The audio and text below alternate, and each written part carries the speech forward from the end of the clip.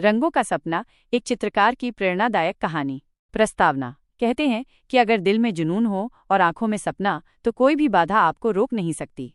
ये कहानी है एक ऐसे युवक की जिसने समाज की बेड़ियों, गरीबी और अस्वीकृति को पार करते हुए अपने रंगों से दुनिया को चौंका दिया।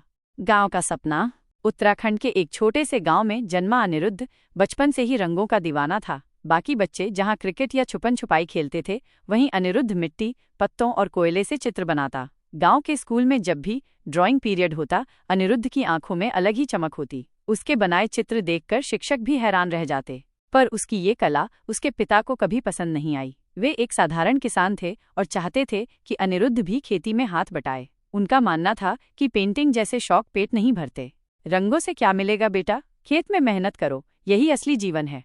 लेकिन अनिरुद्ध के लिए पेंटिंग सिर्फ एक शौक नहीं, उसकी सांसों का हिस्सा थी।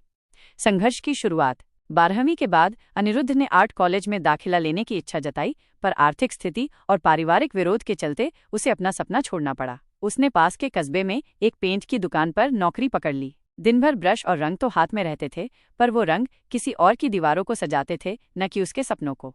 रात को जब सभी सो जाते, तो अनिरुद्ध अपने छोटे कमरे में बैठकर पुराने कागजों पर स्केच बनाता। कबाड़ से निकाले गए रंगों से वो ऐसे चित्र बना लेता कि देखने वाला दंग रह जाए। एक दिन एक ग्राहक दुकान पर आया और अनिरुद्ध को एक बोर्ड पेंट करने को कहा। अनिरुद्ध ने अपने अंदाज में उस पर एक चित्र बना दिया, एक बूढ़ा किसान जिसकी आंखों में आंसू और हाथों में बीज थे। वो चित्र इतना प्रभावशाली था कि रास्ते से गुजरने वाले रुक रुक कर उसे देखने लगे।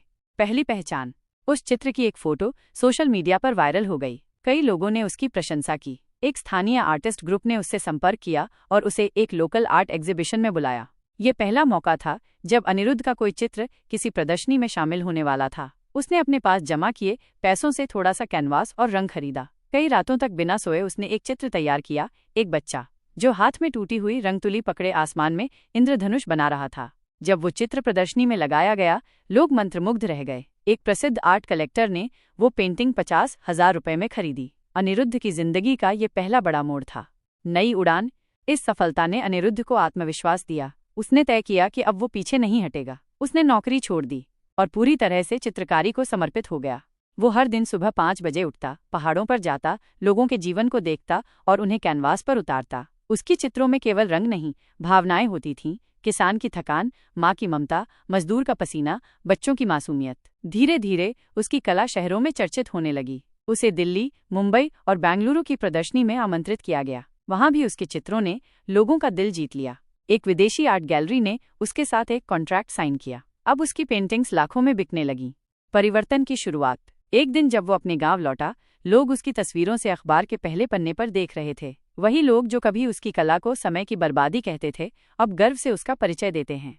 उसने गांव में एक फ्री आर्ट स्कूल शुरू किया, जहां गरीब बच्चों को मुफ्त में चित्रकारी सिखाई जाती थी। उसने गांव के हर दीवार को एक कहानी बना दिया। कहीं बेटी बचाओ की पेंटिंग थी, कहीं जल संरक्षण, कहीं ग्रामीण जीवन का जीवंत चित्रण। सम्मान और समर्पण। अनिरुद्ध को राष्ट्रीय कला सम्मान से नवाजा गया। उसे टेड टॉक में बुलाया गया, जहां उसने अपनी यात्रा साझा की। उसने मंच से कहा, कला कोई साधारण चीज नहीं है, ये आत्मा की आवाज है। मुझे सबने कहा था कि रंगों से कुछ नहीं होगा, लेकिन आज उन्हीं रंगों ने मेरी दुनिया रंगीन बना दी है। कहानी का सार।